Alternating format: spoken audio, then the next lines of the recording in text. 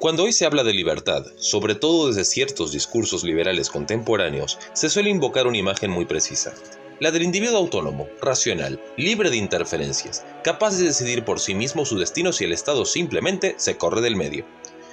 Esa imagen se presenta como heredera directa de las grandes revoluciones modernas, particularmente la inglesa y la francesa.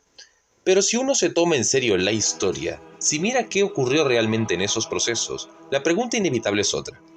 ¿Libertad para quién?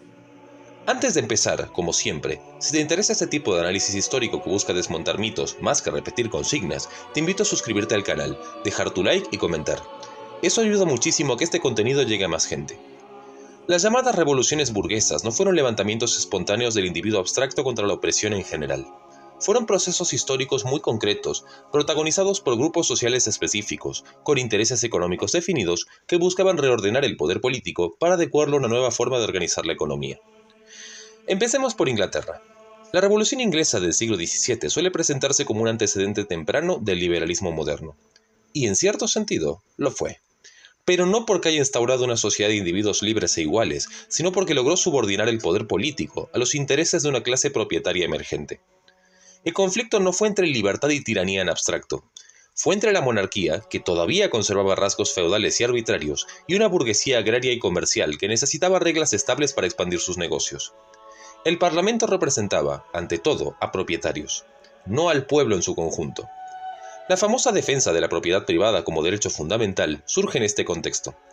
No como una garantía universal, sino como una forma de blindar los intereses de quienes ya tenían propiedad frente a la arbitrariedad del poder real. El campesino sin tierras, el trabajador urbano, el desposeído, quedaban fuera de ese pacto. Después de la Revolución, Inglaterra no se convierte en una democracia inclusiva. Se convierte en un estado más eficiente para recaudar impuestos, organizar el comercio y proteger la propiedad. La libertad que se expande es la libertad de contratar, de comerciar, de acumular, no la libertad material de las mayorías. De hecho, uno de los procesos centrales de este periodo es el cercamiento de tierras.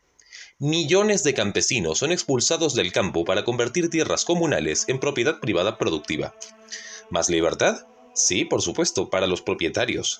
Para los expulsados, significó proletarización, miseria y dependencia. Este punto es clave. El liberalismo histórico no destruye las relaciones de dependencia, las reorganiza. Sustituye la dependencia personal feudal por una dependencia impersonal mediada por el mercado. El señor ya no protege al siervo, pero el trabajador tampoco tiene tierra, ni herramientas, ni redes comunitarias que lo sostengan. La Revolución Francesa sigue una lógica similar, aunque con un lenguaje mucho más universalista. Libertad, igualdad, fraternidad. Tres palabras que suenan profundamente emancipadoras. Pero otra vez hay que mirar cómo se traducen en la práctica. La Revolución Francesa destruye el orden feudal, elimina privilegios estamentales y somete a la nobleza. Eso es indiscutible.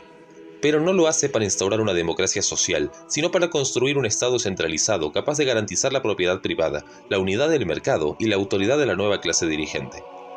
El ciudadano revolucionario no es cualquier habitante de Francia. Es, en la práctica, el varón propietario. El sufragio es censitario. La igualdad es jurídica, no material.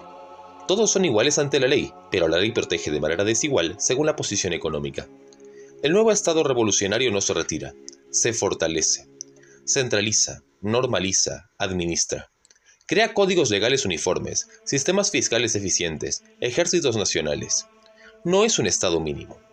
Es un Estado poderoso al servicio de un nuevo orden social. Y acá aparece algo fundamental para entender el liberalismo histórico.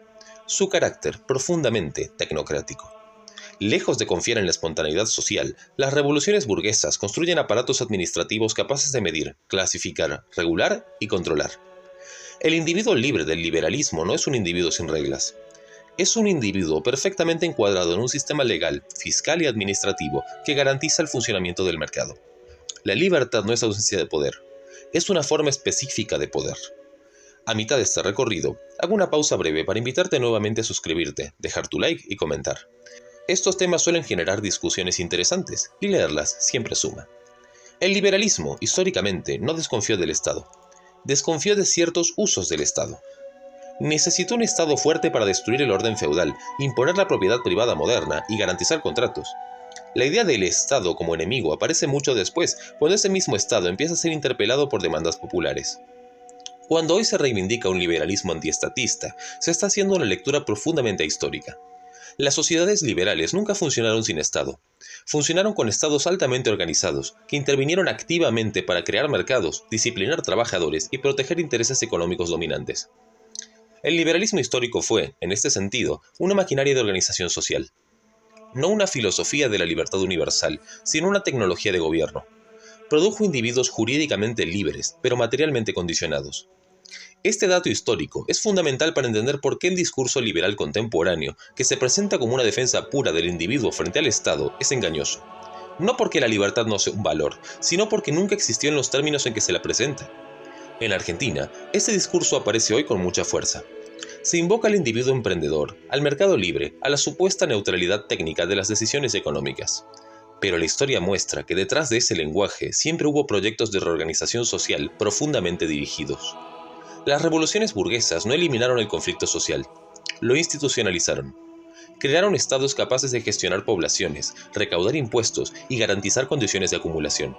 La neutralidad fue siempre una ficción.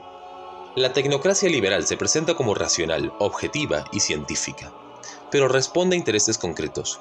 Decide qué se produce, cómo se distribuye, quién gana y quién pierde. La diferencia con el orden feudal no es la desaparición del poder, sino su anonimización. El liberalismo ama hablar de individuos, pero gobierna sociedades, y lo hace a través de reglas impersonales que benefician sistemáticamente a algunos más que a otros.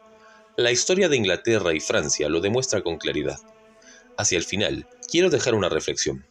Las revoluciones burguesas fueron progresistas en su tiempo porque destruyeron un orden que ya no funcionaba, pero no liberaron a la humanidad en abstracto. Liberaron fuerzas productivas bajo nuevas formas de dominación. Entender esto no implica negar sus logros, sino ponerlos en contexto.